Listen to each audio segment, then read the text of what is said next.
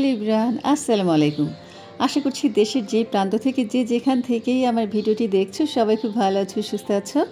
আলহামদুলিল্লাহ, আমিও তোমাদের দয়ায় অনেক ভালো আছি। সবাইকে নবম মাহে রমজানের অনেক অনেক শুভেচ্ছা ও ভালোবাসা জানিয়ে ঢাকা থেকে আমি সামিরা আজ নতুন আরও একটি ভিডিও উপস্থাপন করছি। আশা করছি আজকের ভিডিওটা তোমাদের খুব ভালো লাগবে। তো সকাল সকাল জামাই শ্বশুর কোথায় চললো? জামাই তো স্কুটি নিয়ে বসে আছে শ্বশুরের জন্য। দেখছি শ্বশুরকে নিয়ে যেন কোথায় যাওয়া হচ্ছে, তো আব্বা তো যেতে চাচ্ছে না, আব্বাকে জোর করে নিয়ে যাচ্ছে। আসলে এটা আমার আর আমার হাজব্যান্ডের প্ল্যান। আব্বাকে বলি নাই যে কোথায় নিয়ে যাবে, আব্বাকে জাস্ট বলেছে আপনাকে নিচে যেতে বলছে, আপনার জামাই অপেক্ষা করছে। কারণ হচ্ছে আব্বাকে নিয়ে টেলার্সে যাবে, পাঞ্জাবি পায়জামা বানাই দিবে ঈদের জন্য। আর এটা যদি আগে বলতো তাহলে কিছুতেই যেত না। সবসময় বলে আমার পাঞ্জাবি দরকার নাই, আমার এটা দরকার নাই, সব কিছু আছে। যাই হোক, এখন আর কি মার্কেটে যাচ্ছে, এরপরে ওখান থেকেই কাপড় কিনে টেলার্সে বানাতে দিয়ে আসবে। আর এদিক দিয়ে আমি দুপুরে না আর কি ইফতারিতে রান্না করব কি সেটার প্রিপারেশন নিয়েছি। তো এখানে আমি হাঁস বের করেছি। আম্মা আবার হাঁস খেতে পছন্দ করে, কিন্তু আব্বা আবার হাঁস খায় না। তবে আব্বা যেটা পছন্দ করে, প্রতি রোজায় দেখা যায় 10 থেকে 15 দিন আব্বা এই খাবারটা খায়, তারা এত পছন্দ। মিষ্টি কুমড়া দিয়ে, আলু দিয়ে, খুদের বোয়া বা ভাতের বোয়া যেটাই হোক না কেন, এটা খুব পছন্দ করে। আর সাথে ভর্তা। তো ঘরে একদম গুঁড়া গুঁড়া চিংড়ি ছিল, সেটা বের করে নিয়েছি, এই যে এখন টেলে নিচ্ছি। আর টাকি মাছ রেখেছিলাম ভর্তা খাওয়ার জন্য, টাকি মাছও বের করেছি। আর মিষ্টি কুমড়া যে এনেছি, চিন্তা করেছি যে মিষ্টি কুমড়া তো আর কি বোয়া রান্না করব মিষ্টি কুমড়া দিয়ে, আর চোকলাটা দিয়ে ভর্তা করব। তো এই যে আমি কিন্তু সব কিছু গুছিয়ে নিয়েছি, রান্না কিন্তু অলরেডি বসিয়ে দিয়েছি। যে আরেক চুলায় আলু সিদ্ধ দিয়েছি। আমার কাছে মনে হয় বৌয়া বা খিচুড়িতে আলু ভর্তা ছাড়া আর কি চলবেই না। আলু ভর্তা বা বাঁশপাতা শুটকি ভর্তা হলে আমার আর কিছু লাগে না, যেহেতু আব্বার জন্য বানাচ্ছি, আব্বার যেন খেতে পারে সেই দিকটা চিন্তা করেই বানাবো। মানে আব্বার পছন্দ হয় যেই খাবারটা সেটাই করবো।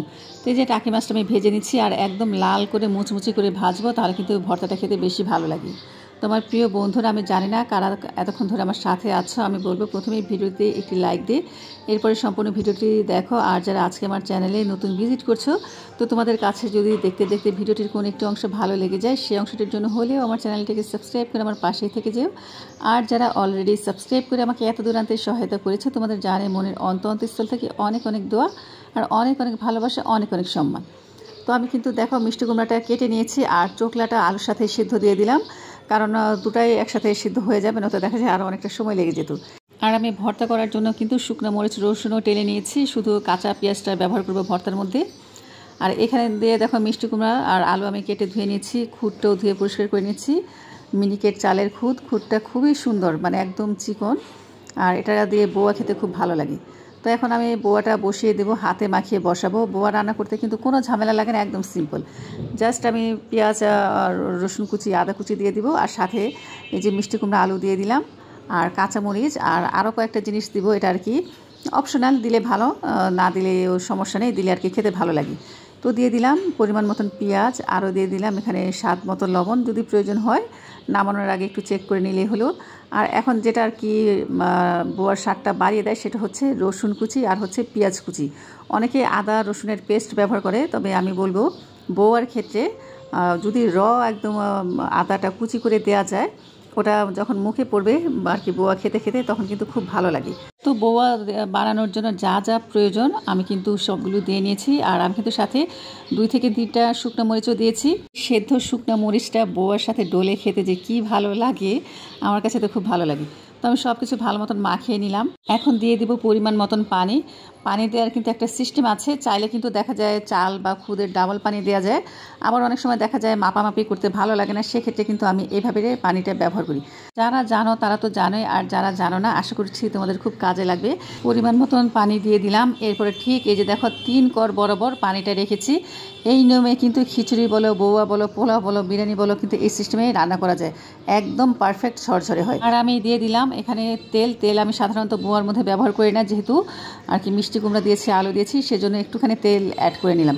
আবার অনেকে যারা একটুখানি নরম খিচুড়ি বোয়া খেতে চাও, তারা কিন্তু আরও একটু পানি অ্যাড করতে পারো।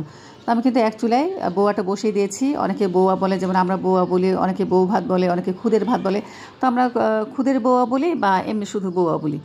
যাই হোক, রান্না হচ্ছে। আর এখন আমি যে হাঁসটা পুড়িয়ে নিচ্ছি, আসলে দেখা যায় আসরের আজান দিলে সময়টা মনে হয় চোখের পলকেই চলে যায়। এই কারণে আমি সবসময় কী করি আর কি, জোহরের নামাজ পড়ে রান্নাঘরে চলে আসি, এরপরে কাটাকুটি করে নিই, এরপর আসরের পরে এসে রান্না বাড়া শুরু করে দিই। তো আমার দেখো বোয়াটা কিন্তু হয়ে গেছে, খুব সুন্দর ঝরঝরে হয়েছে। এখনও ইফতারের অনেক সময় বাকি আছে, তাই আমি চুলার আঁচটা একদমই লো করে ঢেকে রেখে দিব, নয়তো দেখা যায় আবার ঠান্ডা হয়ে যাবে। তো বোয়ার মধ্যে আমি এখন ধনে পাতা অ্যাড করব। হঠাৎ করে মনে হলো ঘরে তো ধনে পাতা আছে, একটু ধনে পাতা দিয়ে দিই। একদম মানে দেশি স্টাইলে রান্না, এটা খেতে ভীষণ মজা লাগে। এই রমজানের মধ্যে আমার আব্বা কিন্তু খুবই পছন্দ করে আর কি বোয়াটা খেতে, তাই আব্বার উসিলায় আমরাও আজকে খাবো।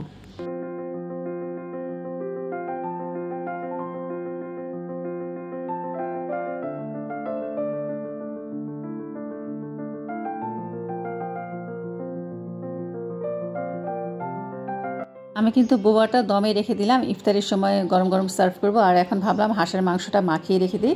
যে কোনো মাংস হোক বা হাতে মাখানো মাছ হোক, একটু মেখে যদি রেখে দেওয়া যায় সেটা খেতে আরও বেশি ভালো লাগে। তো আমি দিয়ে দিলাম এখানে পরিমাণ মতন পেঁয়াজ। আসলে হাঁস রান্নায় সবচাইতে কিন্তু ময় মশলার পরিমাণটা বেশি লাগে, গরুর মাংসের চাইতে বা মুরগির মাংসের চাইতে কিন্তু হাঁসের বেশি প্রয়োজন হয়। আর ময় মশলাটা বেশি প্রয়োজন হয় না, তো হাঁসের কিন্তু একটা গন্ধ আসে। আর আমি যেভাবে রান্না করি, যেহেতু আমার হাঁসটা অনেক পছন্দ, আমার আর কি প্রচুর হাঁস খাওয়া হয়, তো আমি এভাবে রান্না করি, হাঁস থেকে কিন্তু কোনো গন্ধ আসে না।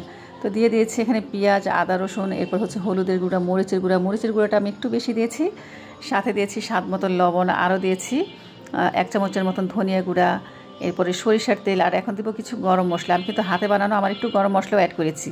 তো তারপরেও দেখা যায় একটু আমি গরম মশলা অ্যাড করবো। এখানে 2 থেকে 3টা এলাচি দিয়ে দিলাম, আর এলাচিটা একটুখানি ফাটিয়ে দিয়েছি। সাথে দিয়ে দিলাম একটা আস্ত কালো এলাচ। এই কালো এলাচটা দিলে আমি দেখেছি আর কি হাঁসের টেস্টটাই চেঞ্জ হয়ে যায়, খেতে খুব ভালো লাগে। কি কমপ্লেন করে না যে হাঁস থেকে গন্ধ আসে, খেতে ভালো লাগে না? তো আমি বলবো যে এইভাবে তোমরা খেয়ে দেখো, মানে কোনো গন্ধ আসবে না, আর খেতে খুব ভালো লাগে। অবশ্য অনেকের দেখা যায় একটু আর কি ডাক্তারের নিষেধ থাকে হাঁসের মাংস খাওয়া বা ইলিশ মাছ খাওয়া, অ্যালার্জির কারণে বা বিভিন্ন সমস্যার কারণে, সেটা হচ্ছে অন্য কথা। কিন্তু যারা তোমরা ইচ্ছে করে হাঁস খাও না, বলো যে গন্ধ আসে, খেতে পারি না, আমি বলবো তারা একবার এইভাবে ট্রাই করে দেখো। কেন খাবা না? এত একটা মজার জিনিস আল্লাহ আমাদের জন্য পাঠিয়েছে, আমরা কেন খাবো না বলো? তো আমার তো খুবই পছন্দ। আমার বর তো দেখা যায় শেষ হওয়ার পরপরে আবার আমার জন্য আর কি হাঁস নিয়ে স্টক করে রাখি। যাই হোক, এখানে আমি দিয়ে দিয়েছি পরিমাণ মতন গরম মশলা। আর এই যে দেখো, হাঁসটাকে কিন্তু আমি খুব সুন্দর মতন একদম ধুয়ে পানি ঝরিয়ে রেখেছি। আর এখন হচ্ছে মাখামাখির পালা। এই মশলাটা যত ভালো করে মাখামাখি হবে আর মাংসের গায়ে যত আর কি ভালোভাবে মাংসটা ঢুকবে, ততই কিন্তু হাঁসটা খেতে বেশি ভালো লাগবে। আমি হাঁসটা কাটার সময় দেখেছি প্রচুর তেল আছে, এ কারণে তেলের পরিমাণটা একটু কমিয়ে দিলাম। আর যেহেতু সরিষার তেল দিয়েছি, এই তেলে এমনিই ঝাঁজ, আরও যদি বেশি আর কি দিতে যাই, মানে ঝাঁজের কারণে খাওয়া যাবে না। তো আমি মশলা কিন্তু খুব ভালো মতন মাখিয়ে নিলাম। এখন আমি আর কি এই যে হাঁসটা দিয়ে মাখাবো। অনেকেই দেখা যায় হাঁসের উপরে ময় মশলাগুলো দিয়ে মাখায়, আমার কাছে কেন যেন মনে হয় এতে করে প্রপারলিভাবে মাখা হয় না। এই কারণে আমি সবসময় যেটা করি, এবার মাছই হোক মাংসই হোক, ভালো মতন আগে মশলাটা মাখাই, এরপরে কিন্তু আমি মাংস বা মাছ মাখিয়ে নিই। তো এই যে দেখো, খুব ভালো মতন মাখানো হয়ে গেছে। আর এখন আমি এটা যতটুকু সময় আছে আমি এই মাংসটাকে 1/2 ঘন্টার জন্য ম্যারিনেট করে রেখে দিব, পরে আমি বসিয়ে দিব। তো আমার কিন্তু ইফতারিও বানানো কমপ্লিট। আর এখন আমি টেবিলে সাজিয়েও দিয়েছি, ভর্তা বানিয়ে ফেলেছি। দেখো, এখানে আমি বানিয়েছি আলু ভর্তা, চিংড়ি ভর্তা, টাকি মাছের ভর্তা, আর এই লালটা হচ্ছে মিষ্টি কুমড়ার চোকলা ভর্তা। আর দেখো বোয়াটা কত সুন্দর হয়েছে, লাল, সবুজ, সাদা, অসাধারণ লাগছে। আর এই যে আমার বর এনেছে চিকন চিকন জিলাপি, এই জিলাপিটা খেতে ভালো লাগে। আর এনেছে হালিম। আর রোজকারে যেটা থাকে ইফতারিতে, তরমুজ, আঙ্গুর, আপেল, বুট, ছোলা, এগুলো। আর এই 2টা রোল বানিয়েছে নাফি আর কি ইফতারিতে খাবে। আর এই যে মায়োনিজও বানিয়েছে রোল দিয়ে খাওয়ার জন্য।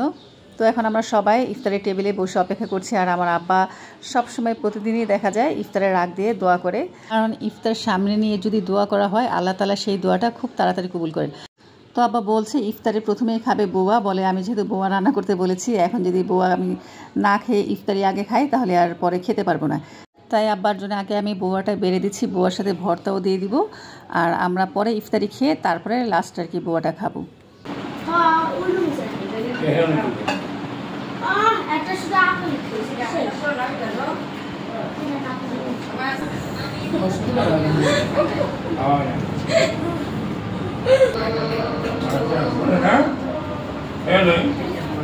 লাইনে থাকতে দেখ, আমরা খাই গোয়া বানাইছি দেখ।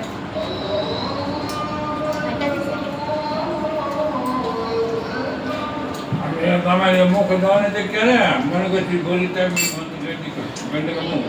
সামান দিয়ে না গিরিও না।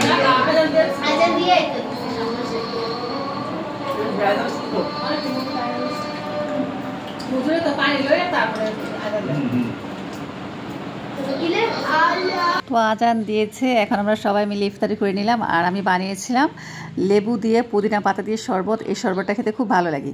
তো এখন আমি সবাইকে হালিম বেড়ে দিচ্ছি। আর আজকের হালিমটা যা হয়েছে না কি বলবো, ব্যাটারা মাংসই দেয় না, শুধু ডাল দিয়ে রাখছে। আর হালিমটা পুড়েও গেছে, এমন একটা পোড়া পোড়া গন্ধ আসছিল। তো আমার ঘরে গরুর মাংস রান্না ছিল, সেখান থেকেই আমি মাংস বের করে একটু একটু করে সবার বাটিতে দিয়ে দিলাম। আর মেয়েরা খেয়ে তো রেখে দিয়েছে প্রচুর পরিমাণে ঝাল, একটু ভালো লাগে নাই।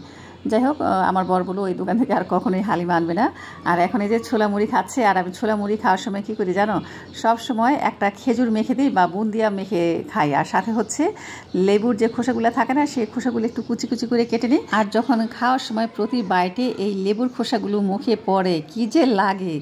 আমার মা, তারপর আমার বোনদের খুব পছন্দ। আর আমার দুই কন্যা তেমন কিছুই খেতে চায় না ইফতারিতে কেন এমনিও তেমন কিছু খেতে চায় না। তাসলিম তো টুকটুক করে যা মাসালা একটু খেলো, আর আব্বা তো ইফতারি খেলো না, শুধু বোয়া খেয়ে উঠে চলে গেছে নামাজ পড়তে। আর এই যে আমি কিন্তু দেখো হালিমের মধ্যেও লেবুর খোসা দিয়ে দিয়েছি, আমার কাছে ভালো লাগে। তো টাকা দিয়ে এনেছি, ফেলে দিব, তারপরে জোর করে হলো খেয়ে নিলাম। তবে নাফি খায় নাই, আমার আব্বা খায় নাই, তাসলিম খায় নাই, শুধু আমি, আমার বর আর আমার মা খেয়েছি। যাই হোক, ইফতারি খাওয়া শেষ, আমাদের নামাজ পড়া শেষ। তো এখন আম্মা তারাবি নামাজ পড়বে। তার আগে আমি মাকে ডেকে বললাম যে আসেন, আপনার জন্য একটা জিনিস এনেছি। তো আম্মা তো শুনেই বলছে কী আনছো, তো আমার জন্য কিছুই লাগবে না। তো আমি বললাম যে না, আসেন, ভালো জিনিসই আনছি। তো এই যে যখন আমাকে হিজাবটা দেখালাম, তো শুনেই বলছে আমার হিজাব আছে বাসায় কতগুলো, আবার কি দরকার। তো আসলে এটা তো আমি বেক্সি ফেব্রিক্স থেকে নিয়েছি গরমের জন্য। গরমে আর কি একটু পাতলা জিনিসই ভালো লাগে। দেখো কি পরিমাণ পাতলা আর খুব নরম, মানে দেখা যায় গরমে পরলে কষ্ট লাগবে না। তো মা বলছে যে কি দরকার, আমার তো ঘরে তো আছেই। আর আমিও নাছরবান্দা, আমি বলছি যে না, আনছে যখন পরবেন। পরতে চায় না, জোর করে পরিয়ে দিলাম। আর এটার একটা সিস্টেম ভালো আছে, ওরা একটা এক্সট্রা নিকাব দিয়েছে, চাইলে কিন্তু বাইরে পরেও বের হতে পারবি। এছাড়া হাতাটা আমার কাছে বেশ ভালো লেগেছে। তো মা বারবার বলছিল সাদা জিনিস ময়লা হয়ে যাবে, মাথায় তেল থাকলে তেল লেগে যাবে। আমি বলছি সমস্যা নেই, তেল লাগলে ধুয়ে নেবেন, কি আর করবেন। যাই হোক, আমাকে জোর করে পুড়িয়ে নামাজে পাঠিয়ে দিলাম। মা নামাজ পড়ছে। আর এদিক দিয়ে দেখো আমার হাঁসের মাংসটা কিন্তু হয়ে গেছে। আজকে আর প্রেশার কুকারে দেইনি, চুলায় আর কি কড়াইয়ের মধ্যে রান্না করেছি। একদম লো আছে, ঢেকে রেখে দিয়েছিলাম। আর কি অনেক সময় পেয়েছে, তো মাংসগুলো একদম নরম হয়ে গেছে। আসলে হাঁসের মাংস আরেকটু শক্ত হলে খেতে বেশি ভালো লাগে, কিন্তু মায়ের দাঁতের অনেক সমস্যা, আমার দাঁতের সমস্যা, একটু আর কি শক্ত খেলে আমাদের দাঁত ব্যথা করে। এই কারণে নরম করে নিয়েছি, মনে হয় যেন হাত দিয়ে ধরলে খুলে যাবে। তো আরেক চুলায় আমি বসিয়ে দিয়েছি ডালটা কিন্তু হয়ে গেছে। আজকে রান্নার তেমন কোনো ঝামেলা করলাম না, শুধু মিষ্টি কুমড়া ভাজি হয়েছে। আর যে ঘন ডাল, টমেটো ধনে পাতা দিয়ে। আর এই ঘন ডালটা খেতে যে কি ভালো লাগে, আমার কাছে মনে হয় শুধু ডিম ভাজা আর ডাল হলে, মানে এই ডালটা হলে আর কিচ্ছু লাগে না, পেট ভরে ভাত খাওয়া যায়। তো আমাদের রান্না বাড়া কিন্তু কমপ্লিট। ঘন ডাল, তারপর হাঁসের মাংস, আর আব্বার জন্য রান্না করলাম শিং মাছ, আলু টমেটো দিয়ে হালকা করে আর কি ঝোল। তো বন্ধুরা, আজকের মতো এ পর্যন্ত। আল্লাহ হাফিজ, আসসালামু আলাইকুম।